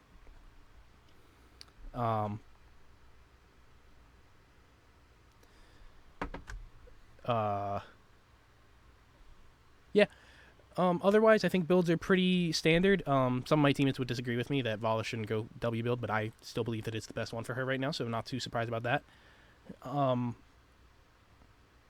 Yeah, otherwise, I'm not too surprised about anything. We're going to go to game 3 in just a minute. I will be right back.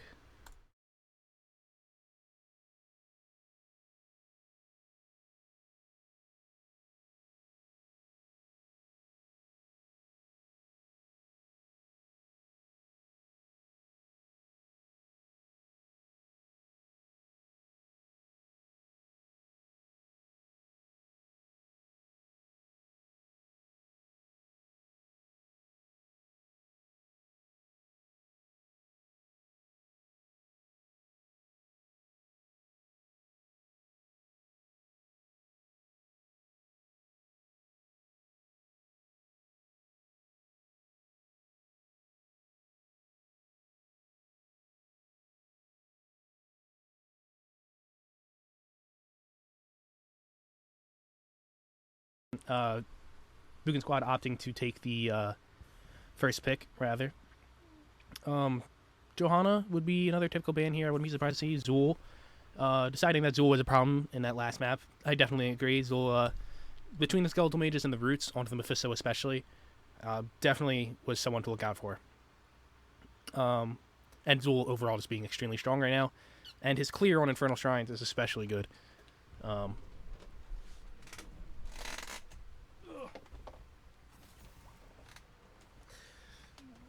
Phoenix Rising sticking with that Ana ban. Deciding they just don't want to have to deal with that nano boost. And, you know, as well, might as well constrict the hero pool of Boogan Squad. Well, the support pool, I should say.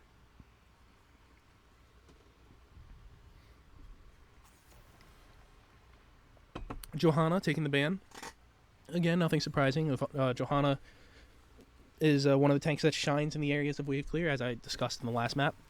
Mephisto getting banned out here, opting to stray away from their usual support bans, banning out the Mephisto, deciding that, you know, they were probably likely to first pick him, which I wouldn't be surprised because Mephisto has seemed like it can be a contested pick between these two teams. Raynor is the opt go-to for Boogan Squad.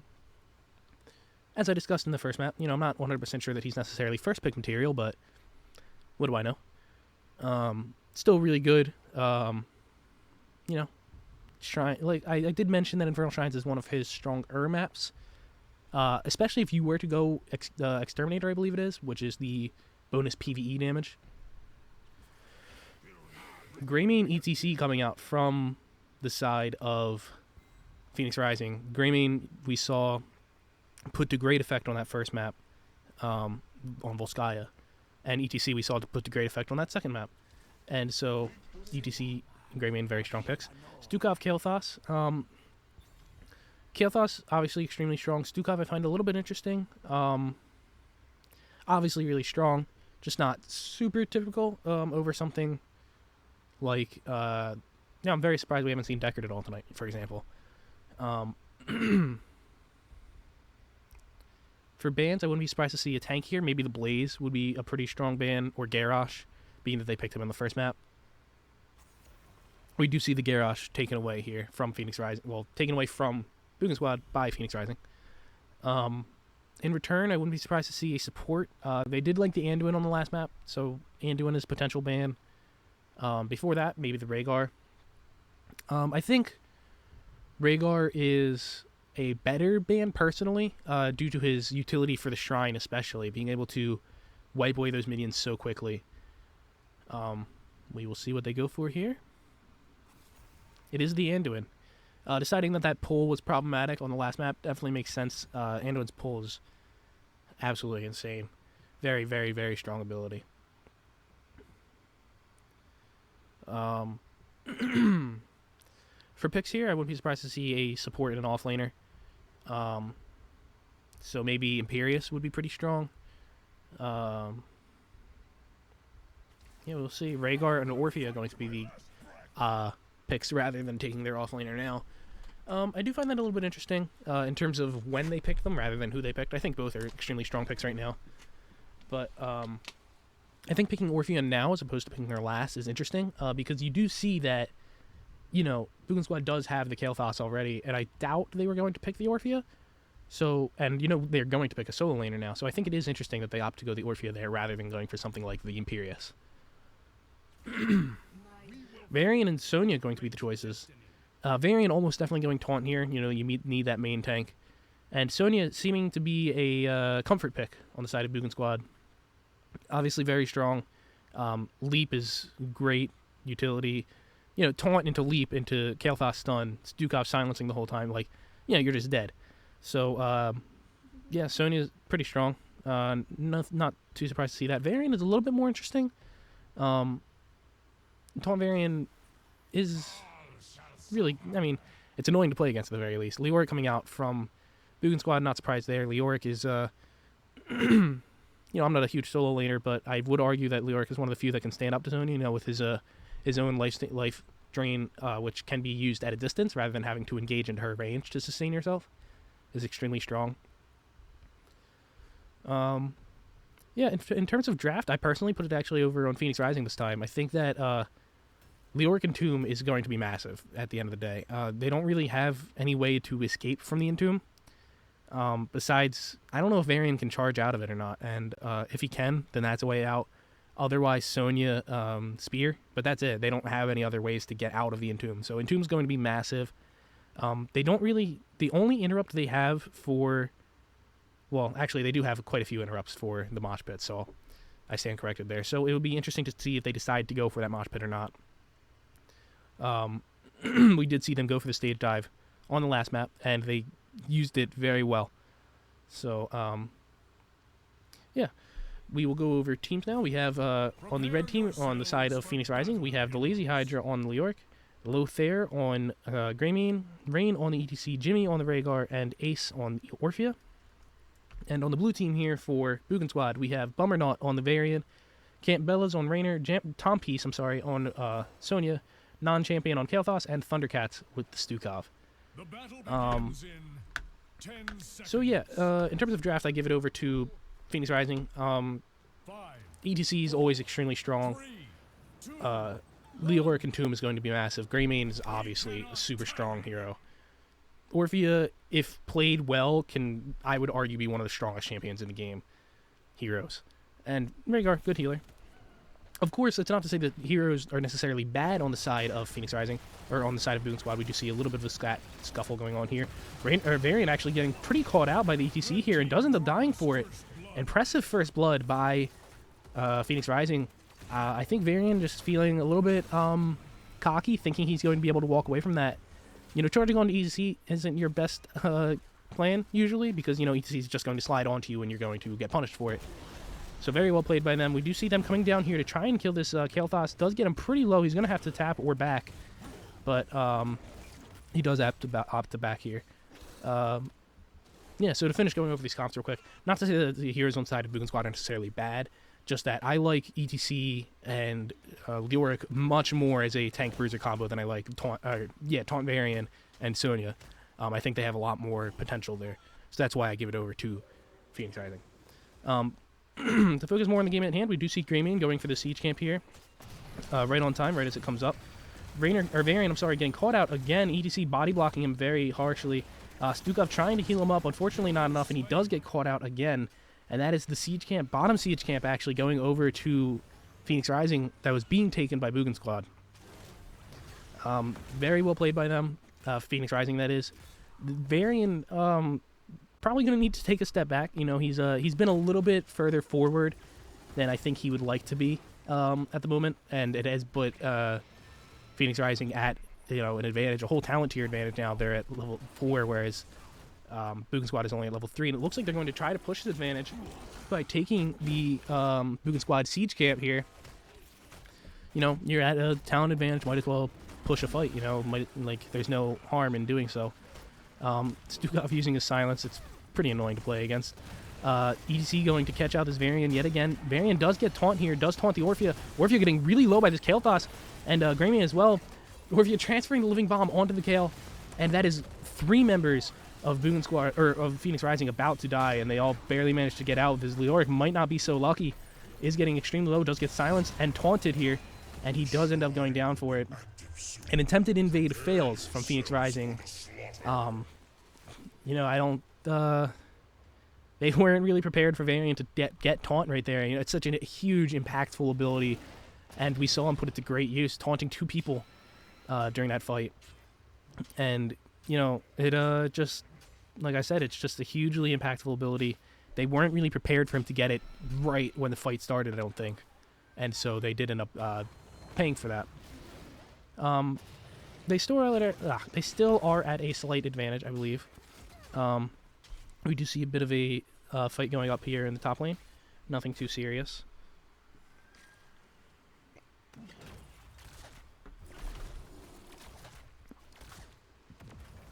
Wait.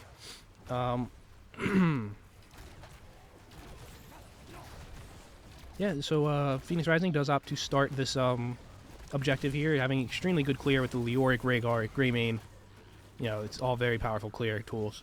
And Boogan Squad just trying to sit here, maybe try to bait out 7s. they might be looking for, or otherwise just puts their siege camp into the fort. We do see ETC getting charged, haunted by the Varian. Stukov following up with the silence, and ETC goes down there. Huge damage being pumped out by the Kael'thas. And I'm sure Raynor doing a lot of damage there as well. Absolutely massive. That taunt was so huge, and really just enabled them to pop off there. You know, I said Varian would have to take a step back, and he certainly seems to have succeeded in pulling it together. You know, the taunt there was absolutely massive, followed up by the silence from the Stukov, not allowing ETC to get that power slide out. Absolutely huge. We do see 7s coming out from both teams here.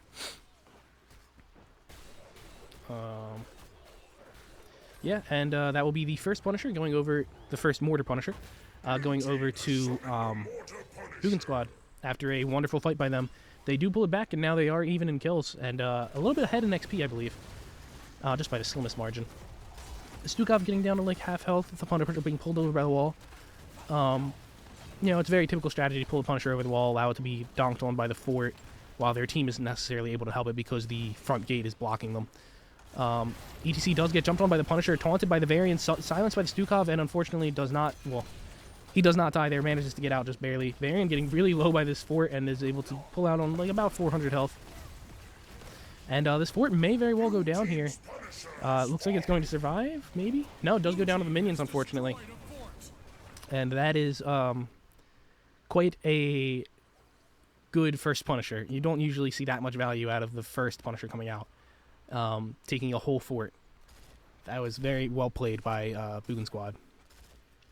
Something that I wanted to note is that we did see Stukov take the expanding Lurking Arm talent, Growing Infestation, where it can only be channeled for 4 seconds, but it does expand the range, or the radius, I should say, of Lurking Arm, the silence. I do think that's interesting. I'm not 100% convinced that that's what I would have taken here. The expanded radius is absolutely wonderful, but you know, you don't with the taunt by the Varian, you don't necessarily need the extra radius. You could instead opt for you know, being able to keep it there for longer is, I think, more impactful is what I'm trying to say. Being able to hold the root there, or the silence there indefinitely, is, in my opinion, more impactful than just being able to silence in a larger area for 4 seconds. So that's just my personal opinion. I wouldn't have gone for the Lurking Infestation, or Growing Infestation, I'm sorry. But, you know, difference of opinion, I suppose. We do see level 10s coming out here just a tad earlier for Phoenix Rising than for Boogan Squad. Nothing comes from it. Greymane does pop the Curse Bullet. You know, it's only like a 30-second cooldown, so it doesn't really matter. In terms of 10s, we do see Lurik, of course, going for the Entomb. Greymane Curse Bullet, ETC on the Mosh Pit, Orphea on the Crushing Jaws, and Bloodlust from the Rhaegar this time, as opposed to the Ancestral last time. And from the side of Boogan Squad for level 10, we see Phoenix from the Kael'thas. What's this called? Flailing Swipe, that's what it is. From the Stukov, Taunt on the Varian, of course. Hyperion on the Raynor, and the Leap from the Sonya. So, yeah, I absolutely think that the Leap is expected from Boogan Squad. It is something that they like. And it is something that I'm not surprised to see, because the Leap onto this Taunt here, if we do see this, is... Oh, actually leaps into the back line after the ETC goes down from being taunted by the Varian into all the CC from Boogan Squad. They do try to follow up that Leap. Unfortunately, they were able to get away into their safety of their towers. Yeah, and so yeah, I'm not surprised to see Leap here, is what I'm trying to say. It's a very strong follow-up tool to any CC. Yeah. So, looks like it's going to be the bottom Immortal here. So they are trying to clean up this front wall a little bit before the Punisher spawn, or before the Shrine activates, I should say. We do see, by the way, Boogan Squad at an advantage now. About to hit level 12, while Phoenix Rising is about halfway to level 11. Looks like Boogan Squad is going to opt to give the Shrine in the beginning, and opt to take their Bruiser Camp instead, due to the fact that Phoenix Rising already took their Bruisers, and so they have to, you know, respond to that. You see Phoenix Rising starting up this Shrine, I'm sorry, and they are ahead by 15 minions to start. Raynor going to drop the Hyperion early, try to force them out of the Shrine, and it absolutely works. You know, not much can be done there. A talent to note is that Raynor did go Exterminator, as I had predicted. Extremely strong talent on this objective here, allowing him to just absolutely shred through these shrine minions. ETC looking for a good engage here, and I think he just barely missed it. Varian going for the charge and the taunt onto the ETC. Leoric getting the Kael'thas in the Entomb, and we do see ETC and Rhaegar going down here. Raynor does die in return, but that is a 2-for-1 for Boogan Squad. And it looks like they're going to stick to this Leoric and try to kill him here. Does get taunted into a stun from the Kael'thas, and that hits both Orphea and Leoric, and they do both die to it as well. That is 4 members of Boogan Squad, or of Phoenix Rising, I'm sorry, now going down. Boogan Squad losing early, but have now taken a commanding lead of this game. Getting this early Punisher. Looks like they're going to push with it. Absolutely smart. We do see the top lane, the Bruisers, are still pushing from Boogan Squad. We do see the Leoric about to spawn to deal with it, but you know, that does put them at a disadvantage for defending this objective. It is a Furnace Bone Punisher as well, which stuns the fort, and Varian got caught out, or no, ETC, I'm sorry, got caught out there by the Varian, trying to defend this fort. Unfortunately, a little bit overextended. When the fort's frozen like that, you know, you can't necessarily rely on it to defend you, and even then, when 5 people are under your fort, you still can't rely on it to defend you, you know what I mean? Leap coming out for the Sonya, charge taunt from the Varian, and that is a dead Greymane right there. Very smart of them to kill the side wall as opposed to trying to kill the front gate to be able to follow up with the Punisher. Very smart, very well played by Boogan Squad. We do see a stun from the Punisher onto this Orphea. Looks like they were trying to follow up on it, but they instead decide to just let that go. Opting to take this keep and maybe push their advantage, but no, they decide to back off, not press anything. You know, they're about to hit 16, whereas Phoenix Rising only just got 13, so they can definitely take their time. They've got a 2-level lead. You can definitely take time to press this advantage and, you know, potentially expand upon it and take a better fight later to end the game. Boogan Squad invades Phoenix Rising Siege Camp. Leoric hitting a fat Entomb on 3 members. We see Bloodlust coming out, and that is a silence onto the Leoric and the Rhaegar, and they both go down. So although it was a huge Entomb, and unfortunately there was not enough members to follow up there, I think if we had seen the ETC right behind them on that Entomb, slide in and then hit the Mosh, that absolutely would have been massive and probably would have resulted in the game going the other way. Sonya leaping onto this Greymane, ETC able to stun her and get her out, but he does get taunted and stunned by the Kael'thas and ends up dying. I'm having a hard time keeping track and speaking because people are just exploding so quickly in this game. We do see this mid-fort going over, mid-fort from Phoenix Rising dying for Boogan Squad. We do see Boogan Squad as well hitting their 16s.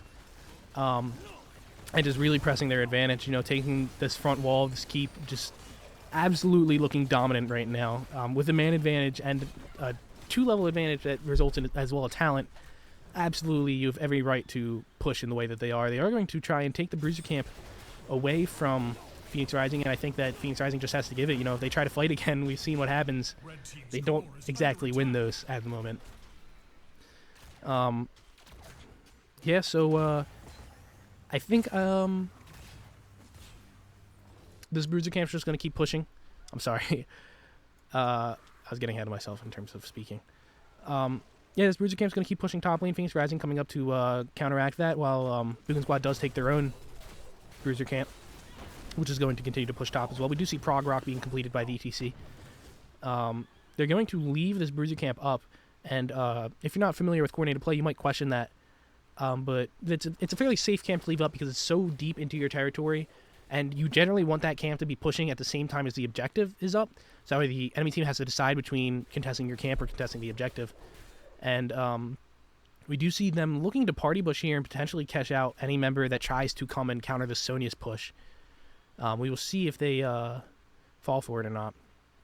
But yes, they leave that camp up because you wanted it pushing at the same time as the objective is up, so they're going to go back and cap it later when the objective decides to come up. They do see this Leoric way overextended here. He does Wraith Walk out, and no harm, no foul there. Yeah. So the Shrine is coming up. Like I said, you'll see Boogan Squad rotating over to take this Bruiser Camp, or at least one member of the Sonya here. And, yeah, it looks like Boogan Squad are going to try and group up into one of these bushes and try to catch out a member of Phoenix Rising. Leoric seeing that and just, you know, walking away. It was a pretty strong scouting tool. I wouldn't have thought to have used it that way. The Wraith Walk there, very smartly done by him. We do see both teams at an even talent advantage, or at an even talent tier rather. Oh, I'm sorry, stretching. However, we do see that Phoenix Rising is down in terms of levels, and levels, of course, do give scaling in this game, and that is very important. So numbers are not in the favor of Phoenix Rising. However, their talents are even, so they might try and take a fight here. With the objective up, I don't think they really have a choice. They either have to fight or lose the game with this. We do see Leoric, pressing in. He does uses Unstoppable early, trying to bait out the Varian's taunt, I believe, on the Unstoppable, but Varian is smart enough not to go for it. Both teams kind of in a standoff here, wanting to fight the other, but nothing really happening so far. Leoric just going for the Wraith Walk, gets taunted, or ETC gets taunted, I'm sorry. Rhaegar does pop the Bloodlust. We do see Crushing Jaws coming out. Phoenix as well and Hyperion. ETC does end up dying here. Orphea just chunking away, but not going to be enough, unfortunately, as their team is dropping like flies around her. Raynor does go down, and Leoric does hit the Doom on the Rhaegar, puts him in an unfortunate little box here. Greymane picking up two. The Rhaegar and the Raynor and the Kael'thas, I'm sorry. Stukov does die. Greymane going in return. Leoric does look like he's going to die here. Actually, barely manages to get out. And Sonya left as the sole survivor on the side of Boogan Squad. However, we do see cannons pushing onto the core here. If Sonya is able to delay their back, they could potentially win off these cannons. It doesn't look like she's going to opt to do that. Instead, just trying to defend from the Punisher. These cannons are not even looking to take the shield. Leoric actually ignoring the core cannons. They do manage to get damage on the core here. Sonya is just protecting the top fort, nothing serious. We do see 75% of this, the core is on 75% health, I'm sorry. As soon as the front wall dies, we see Sonya pull back, doesn't want to have to deal with, a Punisher and two members of the enemy team. That could result in a very unfortunate and quick death. We see that Phoenix Rising pulls back off of the objective, instead opting to most likely take camps here. We see Rhaegar going to back, looks like for mana problems, and the rest of their team just taking the siege camp. Interesting that they're deciding to anchor here when you can see the rest of the enemy team up in the stop lane. You don't necessarily need to anchor. You could be going for other camps here. But we do see 20s picked up from Boogan Squad. Wouldn't be surprised to see them try and force a fight here. In terms of 20, we have Ignore Pain from the Sonya, Execute from the Raynor, of course, Glory to the Alliance from Varian, Controlled Chaos, that is the charge talent for the swipe, and Flamethrower from the Kael. And, of course, 20's not out from Phoenix Rising yet, I'm sorry. Boogan Squad opting to take the enemy Bruiser camp. It's a very powerful camp to take away, deny from the enemy, so that's a very smart play by them. It looks like Phoenix Rising are just going to try and play really safe, stay in their base until they hit 20, don't want to take any risks. Smart play by them, especially when Boogan Squad rather is probably looking to try to force something. Absolutely, that would be the smart play here. Yeah, we do see them pushing the mid lane, looking for this tower dive potentially. Ugh. Otherwise, just zoning off this tower. It looks like they're going to try and take out this keep. Keep getting very low. Leoric looking to Wraith Walk in, just ends up backing out. This keep had all of 229 health right now, barely holding on. Kael'thas is going to barely catch it out with, I believe that was an empowered Q. And, yeah, well played by them, destroying that keep. That is 2 keeps down from Phoenix Rising now, compared to 1 fort down from Boogan Squad, rather. And so, you see, as the objectives come up, Phoenix Rising is going to have to make sure that their lanes are pushed out more and more due to these constant cannons pushing in the lanes. That's going to potentially, we saw 25% of their core health already gone. Bruiser camp being picked up from Boogan Squad here. We see 25% of the core health already gone. Potentially more could happen if they focus too much on an objective next time rather than opting to defend their core. Varian walking right up here. I believe he tries to taunt the unstoppable Leoric. Quite unfortunate. It does get cursed bulleted by the Greymane, and they opt to just walk away, not trying to force that now that both teams have 20. We do see the empowered Entomb coming out from Leoric. Hunter's Blunderbuss again from the Greymane. Death Metal from the ETC. Eldritch Conduit from Orphea, and Gladiator's Warshout, the improved Bloodlust from Rhaegar. I think this empowered Entomb, the Buried Alive, is going to be a huge talent here. If he's able to hit and entomb on one or two members of the enemy team, they're rendered completely useless, essentially. All they're all able to do is auto attack, and that is not a spot you want to be in an entomb. So potentially huge entombs here. We'll see if he's able to hit any. Yeah,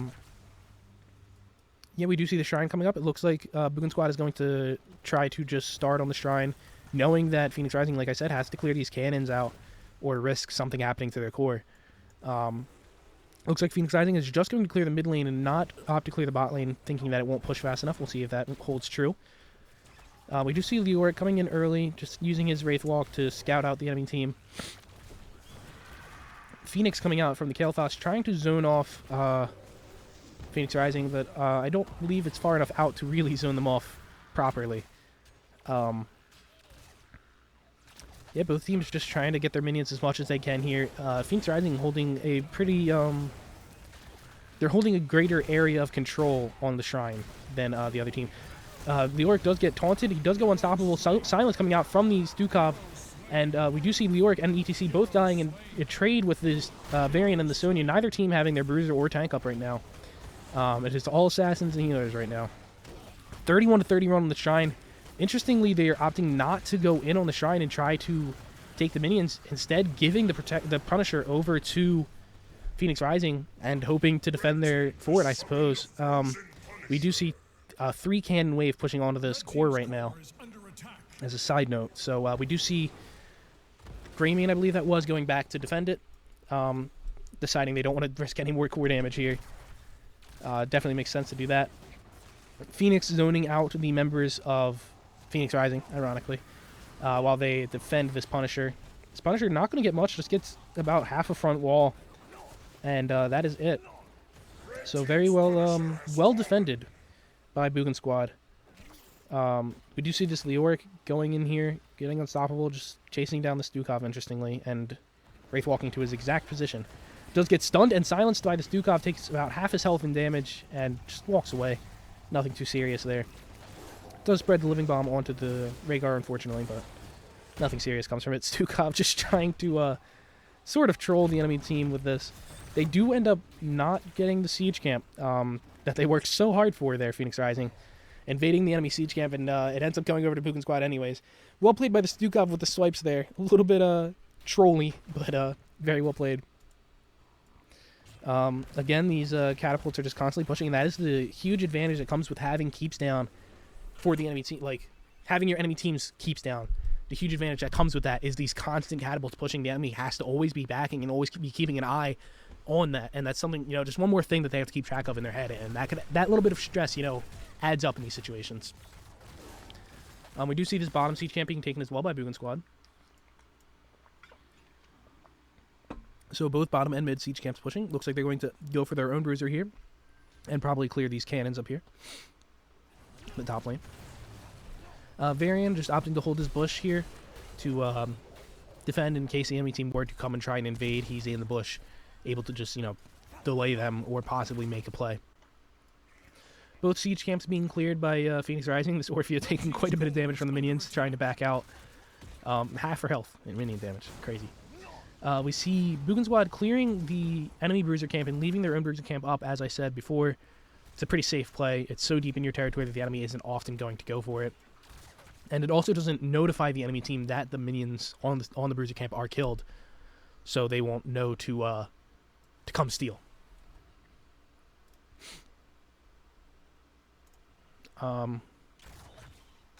Yeah, otherwise pretty boring play here. It looks like Boogan Squad are trying to bait the invade here. Not sure if it's going to work. It looks like Phoenix Rising are trying to play a little bit more passively than they were in the past, realizing that's what led them to... That aggressive play style is what's led them to not so fruitful fights. In terms of damage here, we can look at that. We see Kael'thas absolutely pumping out the damage here massively. His siege damage highest almost in the game. Leoric a little bit higher. In terms of hero damage, so Greymane absolutely ruling the roost. Just shredding through the members of Boogan Squad. We see ETC with 7 deaths, notably. He's very squishy, and he does get absolutely shredded by the Rainer and the Kael'thas there. And unfortunately, it's a very easy champion to be caught out of position on. So, other than that, Let's see. XP. Yeah, it looks like despite being 7 kills down, they're only barely 1,800 XP down from heroes. Phoenix Rising. So we'll go back to talents and watch this fight. Phoenix coming out from the Kael'thas, just trying to zone them. I think using Phoenix early like that is typically an okay play. I think in this situation you might want to hold it, being how willing Phoenix Rising is to disengage. You could potentially hold and try and use that in the middle of a fight. Leoric using his Wraith Walk here, going all the way deep into the backline. Varian getting caught out here. Does get stunned by the ETC. ETC getting taunted in return, gets stunned by the Kael'thas, and does end up dying. Rhaegar in the Sonya in the back as well, killing the Rhaegar. Greymane absolutely going to town on this Varian, not enough. And that is a 2 members down from Phoenix Rising. Looks like it's going to be 3 with this Leoric most likely dying. Raynor is dying in return, but it's not going to matter with this Orphea, being rooted and dying here. And that is the game, actually, with the Bruiser Camp pushing onto the enemy core. That I didn't even catch. Quite an unfortunate ending to the game. But I think even if the Bruiser Camp hadn't finished it, we would have seen it end either way from...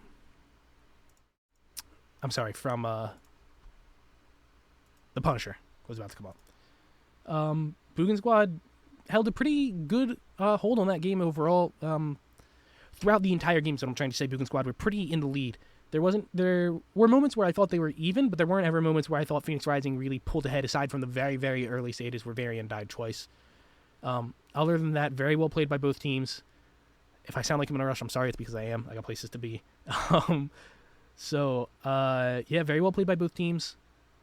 Very well done. Unfortunately, because, like I said, I have somewhere to be, I can't do an interview tonight. Yeah, GG's.